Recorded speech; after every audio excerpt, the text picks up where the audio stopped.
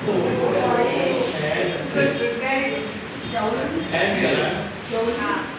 तो मैंने पिछले क्लास में आपको लुब्रिकेंट के बारे में पढ़ाया था। उससे रिलेटेड कोई डाउट? ये तो मैं नहीं डाउट हो सकता है, बाकी अदरवाइज जाएगा तो कोई डाउट होगा नहीं। ठीक है, तो आज मैं आपको पढ़ाऊंगी माइक्रोमीटर के बारे में। ठीक, माइक्रोमीटर क्या है, वो कैसा यंत्र है, वो क्या काम करता है, उसके पार्ट्स के बारे में और उसके टाइप्स के बारे में। ठीक है, माइक्रोमीटर क्या है? सूक्ष्ममापी यंत्र है। ठीक, सूक्ष्ममापी यंत्र जानते हो क्या होता है? वो तो आपने इंग्लिश का मीनिंग बता दिया, तो बोलिए उसमें हम बहुत कम माप का माने मतलब कि ऐसे जॉब या वस्तु को उसकी एक्यूरेसी मापता हो, यानी कि उसकी सबसे छोटी माप को या बड़ी शुद्धता में मेजर करता हो, तो उसका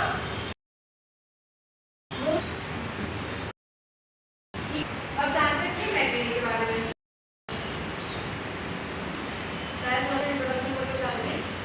सूक्ष्ममापी यंत्र ऐसे यंत्र हैं होते हैं जो मीट्रिक अथवा ब्रिटिश प्रणाली में अधिक सूक्ष्म और परिशुद्धता में माप ले सकते हैं।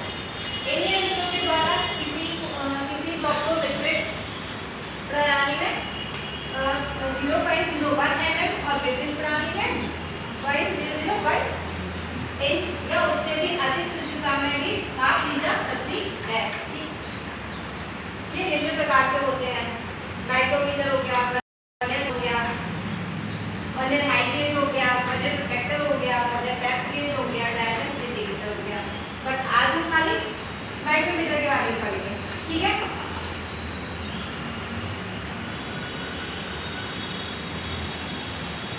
जैसा कि माइक्रोमीटर क्या है? सूक्ष्ममापी यंत्र। इसकी सहायता से मीट्रिक प्रणाली में लाइट ऑन नहीं होती, लाइट ऑन नहीं होती, शुद्धता में अंधेरा आ रहा है। इसके आविष्कारक कौन थे? इन्होंने क्या किया था? 1848 में फ्रांस में जीन कार्नर ने माइक्रोमीटर की खोज की। ठीक है, इसका प्रयोग किसी जॉब की बाहरी, अंदरूनी और गहराई इत्यादि की माप को लेने के लिए किया जाता है। जॉब की बाहरी माप जो होगी वो आउटसाइड माइक्रोमीटर से ली जाएगी, जो इनसाइड होगी इनसाइड यानी कि उसकी अंदरूनी माप वो इनसाइड माइक्रोमीटर से ली जाएगी। और बात करते हैं अगर उसके गहराई इत्यादि की माप लेने के लिए तो डेप्थ माइक्रोमीटर यूज होता है। अगर किसी चुंडियां हैं तो उसकी पिच की डेप्थ जानिए तो स्क्रू सेट माइक्रोमीटर होता है। तो ऐसे कई प्रकार के माइक्रोमीटर होते हैं। ठीक है, इसका वर्किंग प्रिंसिपल क्या है? माइक्रोमीटर नट और लीड और पिच के सिद्धांत पर कार्य करता है। ठीक है, इसका मटेरियल कांच का इनबार स्टील है, क्रोमियम स्टील के होते हैं। इसका फ्रेम होता है जो वो फोर्ज स्टील या कास्ट आयरन का भी बना होता है। जो फ्रेम होता है इस पर इसकी रीच फॉर्म लिखी होती है, उसकी रेंज के बारे में लिखा होता है। इसकी रेंज ये 25 mm की रेंज में मिलता है, यानी कि 0 से 25 हो गया, 25 से 50 हो गया, 50 से 75, 75 से 100, 100 से 125, 125 से 150 इस रेंज में मिलता है। माइक्रोमीटर की रेंज क्या होती है कि माइक्रोमीटर के द्वारा मापी जाने वाली न्यूनतम और अधिकतम माप को माइक्रोमीटर की रेंज कहते हैं। ठीक है, कागज के आधार पर माइक्रोमीटर कई प्रकार के होते हैं। हम पढ़ेंगे आउटसाइड माइक्रोमीटर। आउटसाइड माइक्रोमीटर क्या करता है? हाँ, आउटसाइड माइक्रोमीटर के मैंने बताया भी था जब मैंने बोला था इनसाइड माइक्रोमीटर, लेफ्ट माइक्रोमीटर और आउटसाइड माइक्रोमीटर क्या। ये आउटसाइड माइक्रोमीटर है, इसके पार्ट्स हैं यानी कि फ्रेम। ठीक है, फ्रेम मैंने बोला था कि इसमें रीच फॉर्म लिखा होता है और उसका रेंज लिखा होता है। ये कितने का है? 0 से 25 mm की रेंज में है। ठीक, इसका रीच फॉर्म क्या है? 501 mm फ्रेम पर लिखा होता है। ठीक, ये सी आकार का होता है जो फोर्ज स्टील या कास्ट आयरन का बना होता है। इसके ऊपर माइक्रोमीटर का साइज और रीच फॉर्म लिखा होता है, जैसे कि मैंने अभी आपको बताया। ठीक है, अभी क्या है? एंगल। एंगल क्या है? फ्रेम फ्रेम के एक सिरे पर, यानी कि ये फ्रेम है, ये इसका एक सिरा है, ठीक है। इस पर एंगल लगी होती है, यानी इसके फेस टिप कार्बाइड के बने होते हैं। एंगल और स्पिंडल के फेस के बीच जो आप रखकर उसका माप देते हैं, यानी कि ये स्पिंडल है, ये एंगल है, यहाँ पर हम जॉब रखेंगे, उसके बाद उसका माप दिया जाएगा। ठीक, समझ आ गया ना इतना? ठीक है, अब बात करते हैं स्पिंडल की। ठीक है, इसका स्पिंडल इसके मापने वाले फेस पर फेस में कार्बाइड लगी है और दूसरी ओर चूड़ी लगी होती है, यानी कि अगर हम इसको खोल के देखते हैं तो इनर साइड क्या होगा, इसमें चूड़ियां लगी होगी। ठीक है, अब आते हैं स्लिप पे। ठीक है, इसे बैरल भी बोलते हैं। इसमें डेटम लाइन और ग्रेजुएशन लगी होती है। डेटम लाइन यानी कि ये जो होती है, जीरो लाइन जो होती है, यहाँ से जा रही होती है, ये देखिए, ये इसकी डेटम लाइन, और ये जो उसमें जो ये ग्रेजुएशन है, ये इसकी ग्रेजुएशन होती है, ये जो भी बात करते हैं।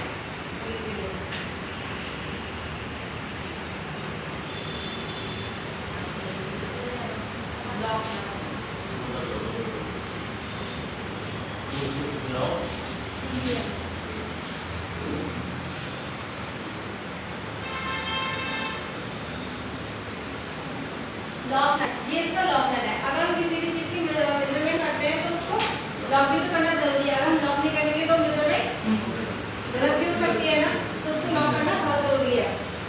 तो लॉक नट क्या करता है, माइक्रोमीटर द्वारा लिए गए माप को स्थिर रखने के लिए लॉक नट का प्रयोग किया जाता है। ये लॉक करता है, यानी कि इसको लॉक करता है, ये मिनट जो है उसकी रुकी रहेगी। ठीक है, ठीक है। सिंबल माइक्रोमीटर, ये इसका सिंबल। ठीक है, माइक्रोमीटर की स्पिंडल, माइक्रोमीटर के स्पिंडल के ऊपर सिंबल होता है, इसे घुमाने से स्पिंडल घूमता है। तुरंत हो गया, बहुत ही क्या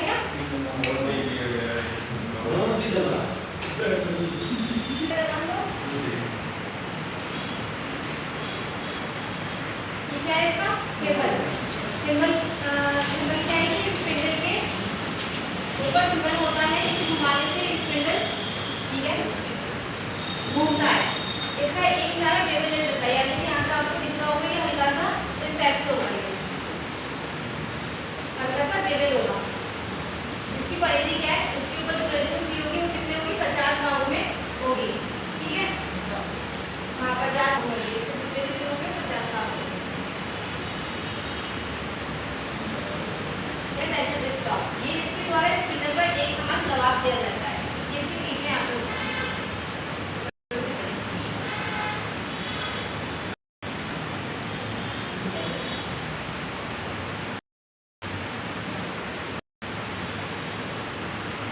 अब जानते हैं आउटसाइड माइक्रोमीटर की गेज काउंट।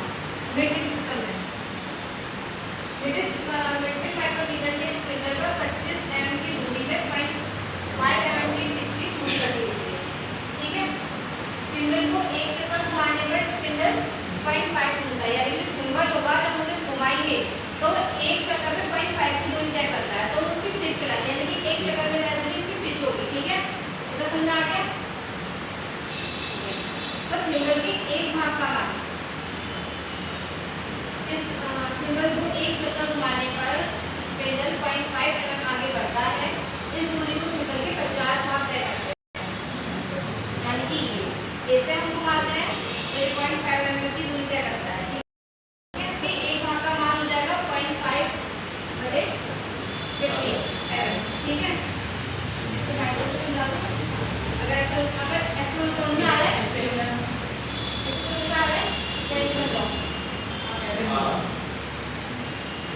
बताइए।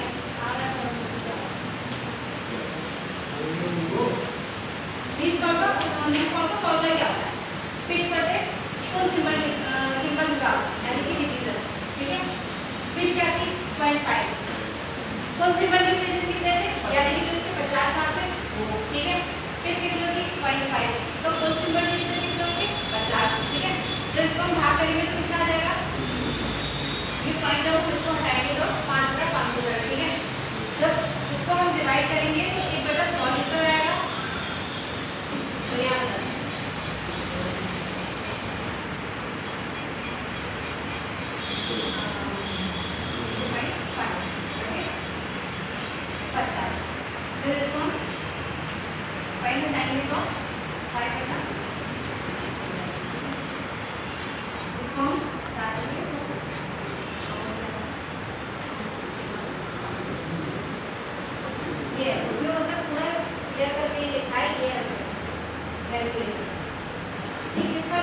पढ़ाई में ध्यान दो।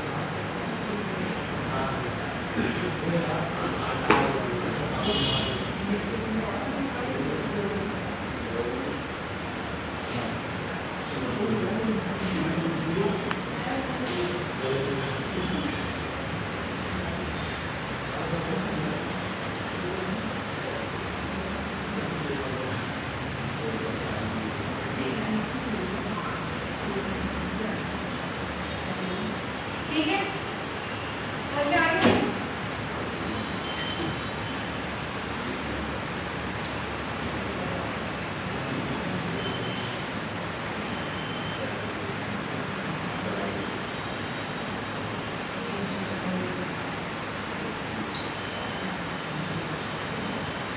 ठीक है, आउटसाइड माइक्रोमीटर से माप को पढ़ना। माइक्रोमीटर से डायमेंशन को पढ़ने के लिए सबसे पहले माइक्रोमीटर की रेंज को नोट करना चाहिए, यानी कि सबसे पहले हम क्या देखेंगे वो किस रेंज का है। 0 से 25 है, 25 से 50 है, उसको सबसे पहले नोट करेंगे। ठीक है, उसके बाद क्या है, स्लिप का हम मान लिखेंगे।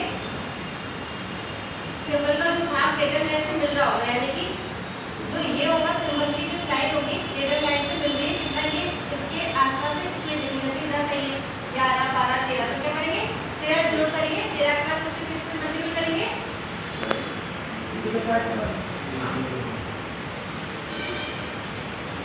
एक इनवर्टेड इस्तेमाल कितना होता है 0.1 mm होता है। ठीक, इसको हम जब भी यहाँ पे जो मान आएगा उसको हम 0.01 से मल्टीपल करेंगे। ठीक, फिर इसको जोड़ देंगे। तो ये जब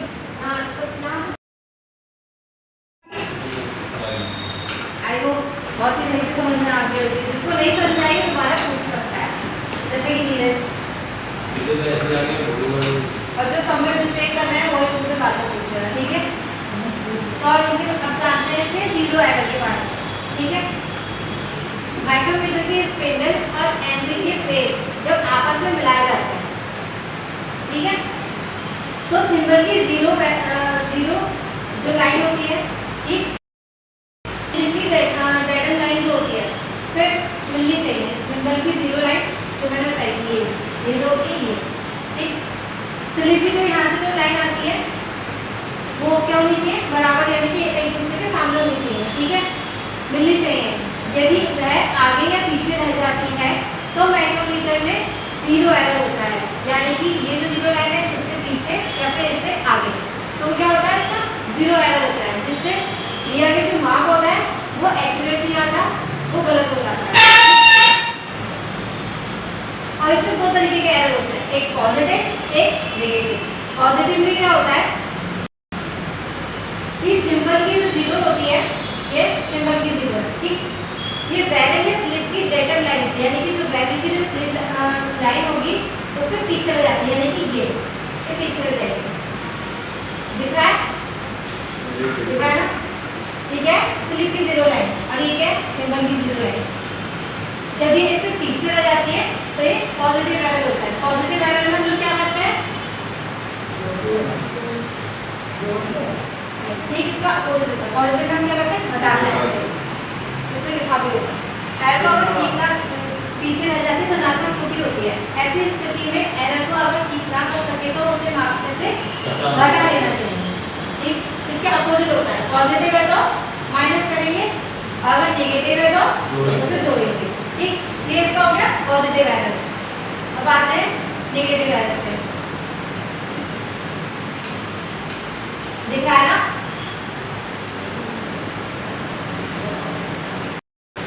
नेगेटिव एरर, यदि थिम्बल की 0 लाइन, यदि थिम्बल की 0 लाइन पे ये है और डेटल लाइन से आगे चली जाती है, ये क्या है, थिम्बल है जो इसकी 0 लाइन है वो क्या है, आगे आ गई, इसके बिल्कुल मैच में नहीं है। ठीक है, तो चल जाते हैं, उसे ऋणात्मक यानी कि नेगेटिव एरर कहते हैं। ठीक है, माप लेने के बाद कुल माप में इसे जमा करके शुद्ध माप प्राप्त, जमा करके मतलब उसे ऐड करके जो कि एक्यूरेट माप होती है, मेजरमेंट होती है, वो प्राप्त कर ली जाती है। ठीक, आगे समझ में 0 एरर।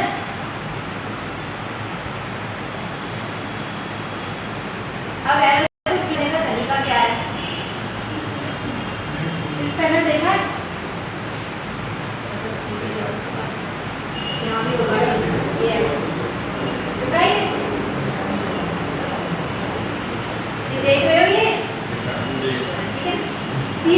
क्या है, सी स्पैनर द्वारा इसे हुक स्पैनर भी कहते हैं, ठीक है। बातें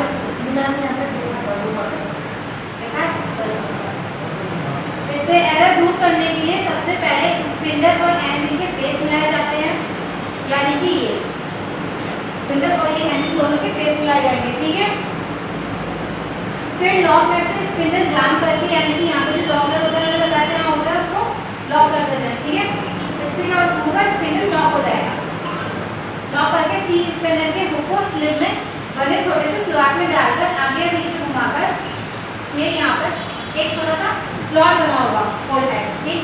इसमें सी स्पिनर को लगाते हैं, ठीक। उसको स्लिप में बने छोटे से सुराख में डालकर आगे पीछे घुमाकर टिम्बर की जीरो और सिल्क की डेटन लाइन को एक सीध में मिलाया जाता है, यानी कि जो टिम्बर की जो जीरो लाइन होगी और स्लिप की जीरो लाइन होगी उसे मिलाया जाएगा, लाइन को सीध में मिलाया जाता है। इस प्रकार एरर दूर हो जाती है, ठीक है। सुनना क्या,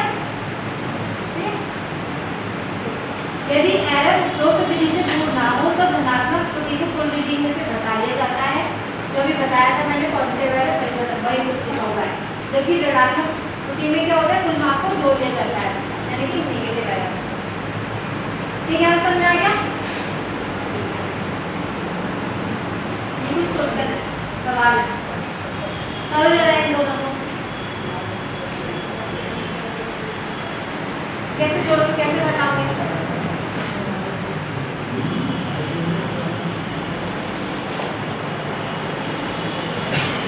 हमारी रीडिंग क्या दे रखी है,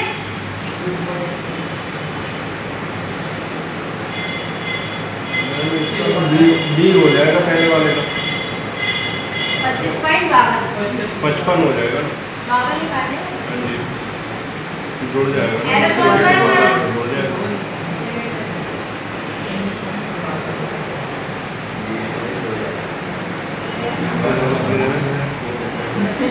पॉजिटिव है, नेगेटिव एरर। नेगेटिव एरर में क्या करते हैं हम लोग,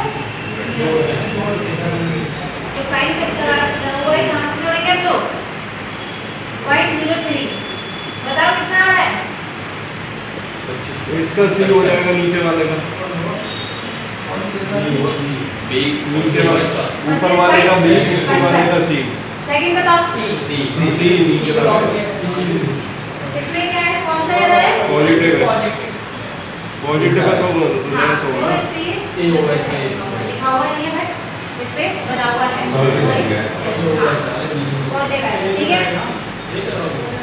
इसमें बता देंगे किसका ये होगा, पॉजिटिव है ना, पॉजिटिव एरर में बताओगे ना, हटाया जाएगा भाई, हाँ तो इसमें बता दो कितना आएगा, 94 आएगा, हाँ ठीक है।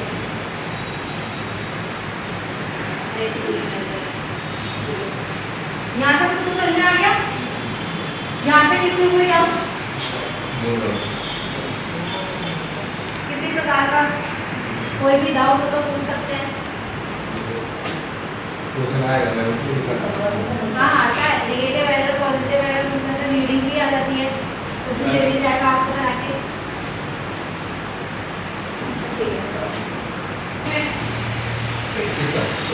माइक्रोमीटर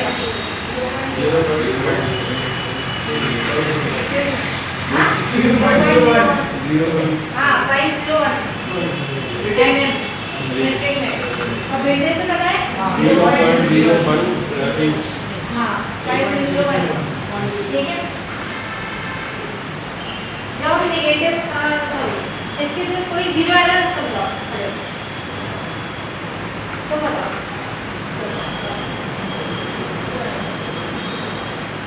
सिंगल लाइन टिम्बर में डेंटल लाइन और टिम्बर की जो जीरो लाइन है, जीरो लाइन और बैरल जीरो लाइन, हाँ तो अगर मैच नहीं कर रही हाँ। तो वो जीरो एरर में आएगा, हाँ। जीरो एरर प्लस में सकती है माइनस में, माइनस में। जैसे हम पॉजिटिव एरर और नेगेटिव एरर करेंगे, पॉजिटिव एरर में जीरो जो होगा टिम्बर का वो नीचे होगा डेंटल लाइन से, हाँ। और ऐसे नेगेटिव में तो हाँ तो right one। अब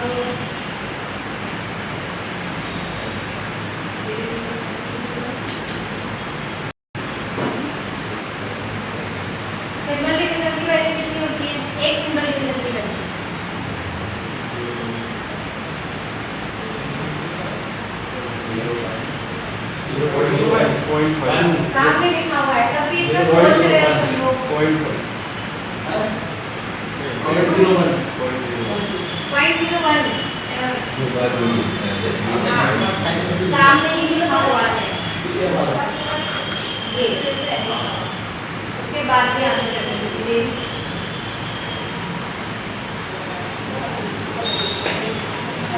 माइक्रोमीटर की खोज किसने करी थी?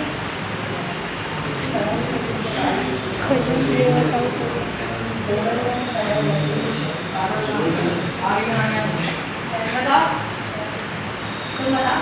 खड़े हो? खड़े हो? बताओ किसने करी थी माइक्रोमीटर? हाँ? क्या? Gene Parker.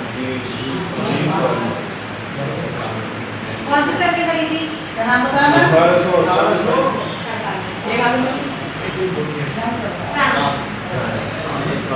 Gene Parker France 1848। क्या नाम बोला? Gene Parker. पार्कर।